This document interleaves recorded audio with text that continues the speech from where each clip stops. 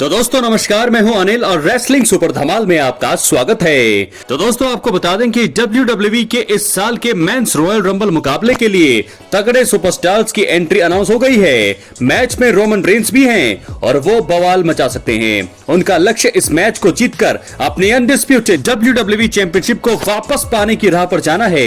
हालांकि solo Sikoa उनके लिए मुश्किल बन सकते हैं। दोनों के बीच आपको बता दें काफी महीनों से दुश्मनी चल रही है। इसका अंत हुआ है या नहीं, इस बारे में अब तक कोई जानकारी सामने नहीं आई है। सोलो सिकोआ अभी एक्शन से दूर हैं, लेकिन इस वीडियो में हम 3 कारणों के बारे में बात करेंगे कि क्यों सोलो सिकोआ को 2025 मेंस रॉयल रंबल मैच द्वारा WWE में वापसी करके रोमन रेंस को एलिमिनेट करना चाहिए। जी हाँ दोस्तों, इसलिए वीडियो के अंत तक बने रहें और अगर आप चैनल पर नए हैं, चैनल को सब्सक्राइब करने के बाद ऑल पर क्लिक करें क्योंकि फ्री है और यहाँ आपको हर प्रकार की रेसलिंग जगत से जुड़ी हुई तमाम जानकारी मिलती है। दोस्तों बात करेंगे पहले कारण का। सोलो सिकोआ के लिए रॉयल रंबल मुकाबले द्वारा हार का बदला लेने और आगे बढ़ने का एक अच्छा ऑप्शन होगा। दोस्तों आपको बता दें कि solo Sikoa raw Netflix debut show में हार के बाद अगले ही स्मैकडाउन में नजर नहीं आए। इसके बाद उन्होंने स्मैकडाउन के एक शो में वापसी की और बिना कुछ बोले ही वहां से चले गए। वो पिछले स्मैकडाउन में दिखाई नहीं दिए और उनके अगले शो में आने के चांस भी ना के बराबर हैं। साफ तौर पर सोलो के मन में कुछ चल रहा है। वो काफी महीनों से अपने परिवार के साथ लड़ रहे हैं। अब सोलो सिकोआ अलग दिशा में जाना चाहेंगे, लेकिन उन्हें भी पता है कि रोमन रेंस के खिलाफ मिली हार के चलते उनका कद काफी ज्यादा कम हुआ है। वो इस नुकसान की भरपाई करना चाहेंगे। इसी वजह से वो 2025 के मेंस रॉयल रंबल मुकाबले से रोमन रेंस को बाहर निकाल सकते हैं और बदला ले सकते हैं। इसके बाद वो किसी शो में आकर बता सकते हैं कि उनका बदला पूरा हो गया है और अब वो आगे बढ़ना चाहेंगे। ये एंगल भी काफी रोचक हो सकता है, लेकिन क्या उसके बाद स्टोरी खत्म होगी या एक बार फिर जो है शुरू होगी। बात करेंगे दूसरे कारण का। दोस्तों WWE फैंस को रॉयल रंबल का सबसे बड़ा सरप्राइज देने के लिए सोलो सिकोआ उठा सकते हैं बड़ा कदम। आपको बता दें 2025 के मेंस रॉयल रंबल मुकाबले के लिए रोमन रेंस की जीत का रोमन रेंस को जीत का सबसे बड़ा दावेदार माना जा रहा है। उनकी जीत के चांस ज्यादा हैं, लेकिन अगर सोलो सिकोआ उन्हें एलिमिनेट करते हैं तो ये इस पूरे मैच का सबसे बड़ा सरप्राइज साबित हो सकता है। कुछ फैंस ये मानकर चल रहे हैं कि अगर रोमन एलिमिनेट भी होते हैं या नहीं भी होते हैं तो फिर ड्रू मैकिंटायर और CM पंक उन्हें बाहर का रास्ता दिखाने वाले रेसलर हो सकते हैं। अभी कोई भी WWE सुपरस्टार सोलो सिकोआ को उन्हें बाहर करने के बारे में नहीं सोच रहा है। इसी वजह से अगर सोलो रोमन के जीत के लक्ष्य को खराब करके उन्हें एलिमिनेट करते हैं तो ये एक बहुत ही बड़ा शॉकर होगा। तो दोस्तों आपको बता दें अगर ये बीच मैच में हुआ तो फिर आगे के लिए मुकाबला अनप्रेडिक्टेबल होगा। कोई इसके बाद विजेता का आसानी से अनुमान ही नहीं लगा पाएगा। बात करेंगे आखिरी कारण का। रोमन रेंस से रीमैच पाने के लिए उन्हें रॉयल रंबल मुकाबले से एलिमिनेट करना चाहिए सोलो सिकोआ को। आपको बता दें कि WWE में सोलो सिकोआ का अगला कदम क्या होगा ये किसी को भी नहीं पता है। इसी वजह से उन्हें लेकर अनुमान लगाना बहुत मुश्किल है, लेकिन उनका जिस तरह का कैरेक्टर पिछले कुछ समय में हो रहा है वो आसानी से हार नहीं मानेंगे। सोलो सिकोआ भले ही ट्राइबल चीफ पद और उला फाला हार गए हों, लेकिन वो इसे वापस हासिल करने की कोशिश करेंगे। वो अगर रोमन से सीधा मैच मांगेंगे तो शायद इसके मिलने के चांस बहुत ही कम होंगे। सोलो सिकोआ को रोमन रेंस से मैच चाहिए तो उन्हें किसी तरह का नुकसान पहुंचाना होगा।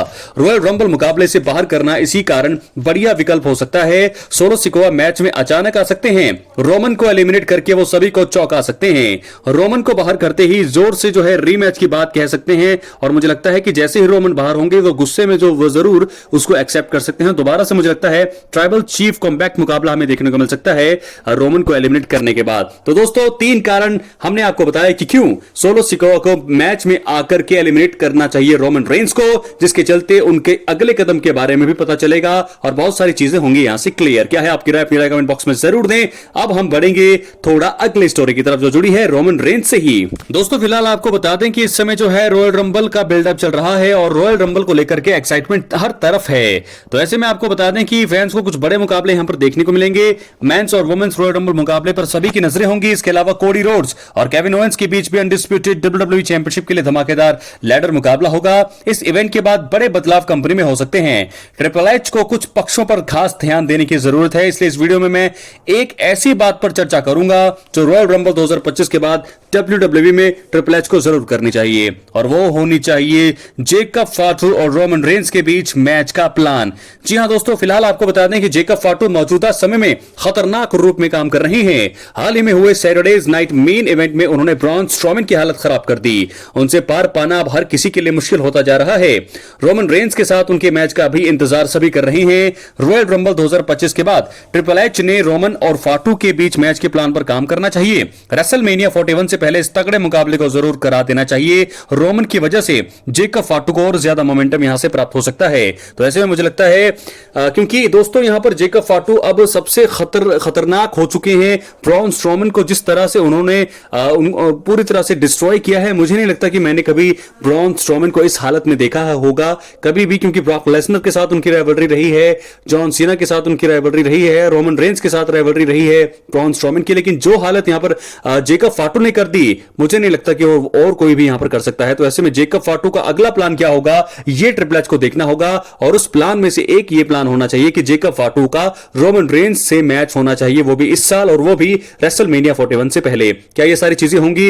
मुझे लगता है कि होंगी, क्योंकि इस समय सोलो सिकोआ दूर हैं, उनके एक्शन का कुछ पता नहीं है, उनका अगला कदम क्या होगा इसके बारे में भी कुछ पता नहीं है। तो ऐसे में अगर सोलो सिकोआ बाहर हैं, और ऐसे में जेकब फाटू के मन में ये बातें चल सकती हैं कि रोमन रेंस की वजह से जो है सोलो सिकोआ का ऐसा हाल हो रहा है, तो ऐसे में जरूर वो रोमन रेंस को चुनौती पेश कर सकते हैं रॉयल रंबल 2025 के बाद। और ऐसे में मुझे लगता है कि वो अटैक करने के बाद ही उनसे मैच की मांग कर सकते हैं, जिसके चलते रोमन रेंस वर्सेस जेकब फाटू मुकाबला हमें देखने को मिल सकता है। तो दोस्तों, अगर जेकब फाटू रोमन मैच होगा पहला, तो कौन जीतेगा इसके बारे में जरूर आप कमेंट बॉक्स में बताइए। अब हम बढ़ेंगे हमारी आखिरी स्टोरी की तरफ, जो जुड़ी है जॉन सीना और रोमन रेंस से। दोस्तों, क्या रॉयल रंबल 2025 में जॉन सीना की होगी जीत, या रोमन रेंस बनेंगे या इस मैच के विजेता? सबसे पहले तो कमेंट ये करिए, कौन जीतने वाला है, रोमन रेंस या फिर जॉन सीना? आपको बता दें, कुछ कारणों से ऐसा भी लगता है कि जॉन सीना की जीत होगी, क्योंकि आखिरी रॉयल रंबल मुकाबला होगा, और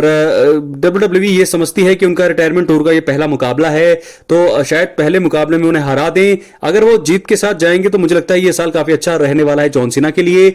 यहां से जीतने के बाद, रॉयल रंबल जीतने के बाद कई रिकॉर्ड्स वो स्थापित कर सकते हैं।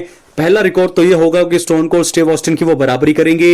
उसके बाद अगला रिकॉर्ड ये होगा कि वो चैंपियनशिप के लिए जाएंगे, मेन इवेंट करेंगे रेसलमेनिया को एक और बार, वो भी एक रिकॉर्ड होगा। और उसके बाद अगर उन्होंने चैंपियनशिप मुकाबले में रेसलमेनिया में कोडी रोड्स या फिर गुंथर को हरा दिया, तो 17 टाइम वर्ल्ड चैंपियन वो बन जाएंगे। तो ऐसे में एक बहुत ही बड़ा जो उनका लेजेंडरी करियर है एक अच्छे तरीके से खत्म होगा। तो इसलिए जॉन सीना को जीतना चाहिए।